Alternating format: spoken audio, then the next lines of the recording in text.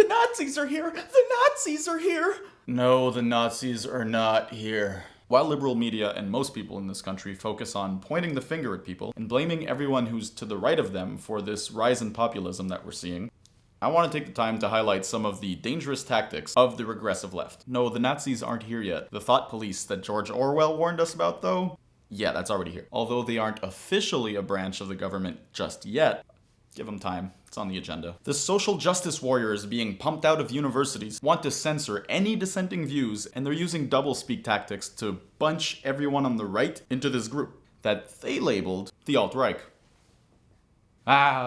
Okay, it's not the exact label, but they might as well call it that, because what they do is they place most of opposition into this alt-right category, and then accuse them all of being Nazis. Sheltered from the real world for so long, and indoctrinated by their professors until they leave school, they look for fascism just everywhere, except within themselves and their own actions. Alright, first let's get the boring but important shit out of the way, the definitions. Because words are important, especially with accusations, let's define the word fascist so that we can be clear about what I'm arguing here. Webster's dictionary defines fascism as a political philosophy, movement, or regime that exalts nation and often race above the individual and that stands for a centralized, autocratic government headed by a dictatorial leader, a fucking dictator, severe economic and social regimentation, and forcible suppression of opposition. The regressive left and the social justice warriors, they are the closest thing to the fascists that they fear, and here's why. Alright, first, let's get the easy ones out of the way. Political philosophy. We want equality of results to dismantle the oppressive regime of equal opportunity. Ya check. Political movement. Ya check. Economic and social regimentation. They call themselves social justice warriors. They are active proponents of public-funded programs like affirmative action, which takes opportunities away from the white devil to give back to the oppressed groups. Check. Exalts nation and often race above the individual. There's definitely the race aspect involved, but it's not as clear as the belief of one superior race. Although Hitler believed in the Aryan race being superior to all others, he also identified 7 different races, or blood groups. And similarly, he had one group seen as the lowest and most problematic. The regressives have a similar system.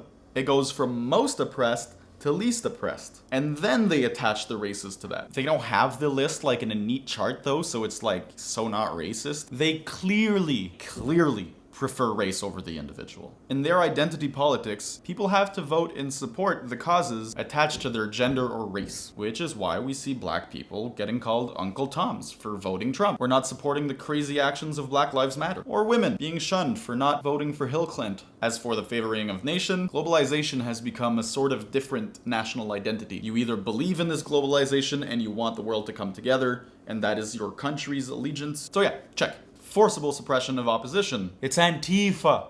It's antifa. And the irony is hilarious, but completely lost to them. A group called anti-fascist fights fascism by being fascists. Doublespeak at its finest. Somewhere out there, Orwell is just spinning in his fucking grave. Spinning. Somebody needs to tap into that shit, okay? It's clean energy to power our cities. Fucking check. Centralized autocratic government headed by a dictator. Granted, you guys aren't fascists yet. Only one step away from fitting the complete definition. The only thing you need now is your own Hitler. One of the most worrying trends in this movement is the singling out and demonization of a specific group. This movement used to be a criticism of society in general, but now their conclusion is that it is specifically the white man who is responsible for all of the oppression in the world. All of it. More recently, the movement's even begun asking the oppressor to be silent and only listen when their victim is talking. You're fucking a white male! Yeah. Taking it further again, they started no platforming people. They shut down events and speakers who don't agree with their views. And that's when they're not getting people fired for disagreeing with them. Hitler was able to rise to power after the First World War by capitalizing on the German victim sentiment as a result of brutal economic sanctions. He managed to focus anger and despair to form his movement, which placed all of the world's blame on one group of people called the Jews. What happened once he was in power? He silenced or no-platformed his oppressor. Only 3 weeks After gaining power, the Nazi Party effectively shut down most of the Jewish press. Then began the book burning, global conquest, and also the genocide.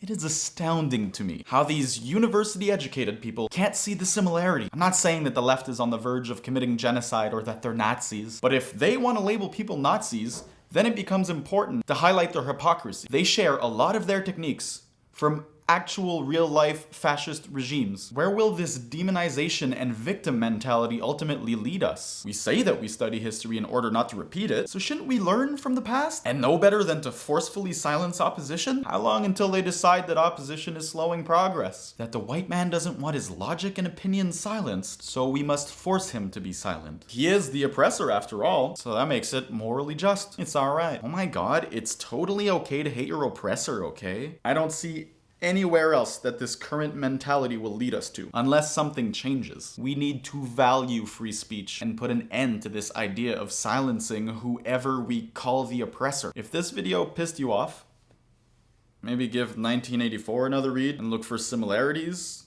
in the tactics used by your group. I get that you might think that your cause is the righteous one, but then again, everyone does. I even agree with some of the concepts, but these tactics are pushing away so many people. Do not let the end justify the means. So anyways, those are my views, but I'd love to hear yours. Maybe you disagree and think that not all ideas should have a platform. Let me know what you think in the comments below. Hit the like, subscribe thing. Just smack that. And yeah.